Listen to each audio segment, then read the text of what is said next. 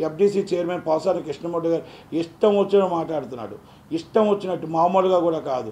కానీ మెంటల కృష్ణకి మెంటల్గా మాట్లాడుతున్నప్పుడు మనం ఏం బ్యాలెన్స్ తప్పితే మనం చెప్పలేము. కానీ అభివృద్ధి కోసం నువ్వు ఛాలెంజ్ చేయి.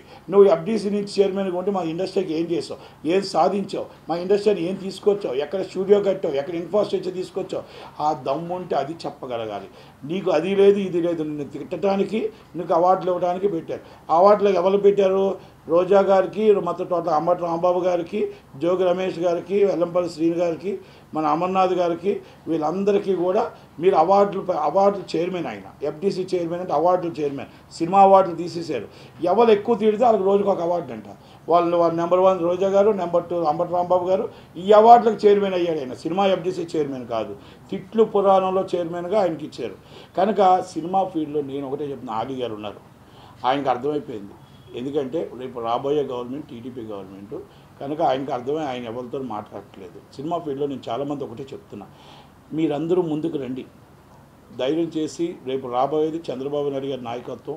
రాజధాని లేని రాష్ట్రానికి మన రాష్ట్రం కాపాడుకుందాం, మన రాష్ట్రాన్ని నిలబెట్టుకుందాం, చంద్రబాబు నాయుడు గారి కూటమిని గెలిపించుకుందాం, పవన్ కళ్యాణ్ గారిని మనం గెలిపించుకుందాం, మన మోడీ గారి నాయకత్వాన్ని మనం బలపరుద్దాం. ఎందుకు అంటున్నానంటే ఈ కూటమి వస్తే మనకి అంధకారం నుంచి బయటపడతాం, మన కరెంటు బిల్లుల నుంచి బయటపడతాం. పోలవరం ప్రాజెక్టు ఆ రోజు ఈరోజు మన దేవనాడి అది పూర్తి కాలేదు. అలాగే కరెంటు బిల్లులే కాదు, రోడ్లు బాగలేవు, ఎన్ని బాగలేవు. మనం ఎన్ని బాగుపడాలి అంటే, మన విశాఖపట్నం ఆర్థిక రాజధాని అవ్వాలి అంటే, 32 కిలోమీటర్ల కారిడార్ పూర్తి అవ్వాలి అంటే, ఇవన్నీ అవ్వాలంటే చంద్రబాబు నాయుడు గారు రావాలి. చంద్రబాబు నాయుడు గారు రావాల్సింది.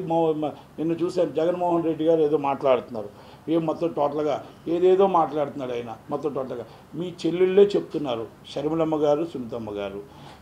అన్నయ్య ఎలాంటి వాడో, అన్నయ్య పాలన ఎలాంటిదో వాళ్ళంతా కంపల్సరీ చెప్తున్నారు. పోనీ అన్నయ్య పాలన మంచిగా ఉందంటే మీ తల్లిగారు విజయమ్మ గారు మీకోసం ఒక్క మాటైనా మాట్లాడారా? ఒక్క మాటైనా నా కొడుకు చాలా గొప్పవాడు, చాలా మంచివాడు అని చెప్పారా? రాజశేఖర్ రెడ్డి బిడ్డగా రాజశేఖర్ రెడ్డి గారికి ఆ హక్కు ఎంత ఉందో మీకు షర్మిలమ్మ గారికి కూడా అంతే ఉంది.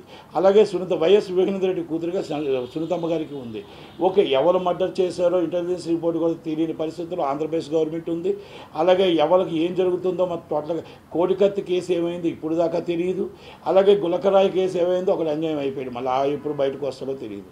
కనుక ఈరోజు రాష్ట్రంలో ఏముందంటే అంధకారంలో ఉంది. మేము ఫస్ట్ నుంచి చెప్తున్నాం.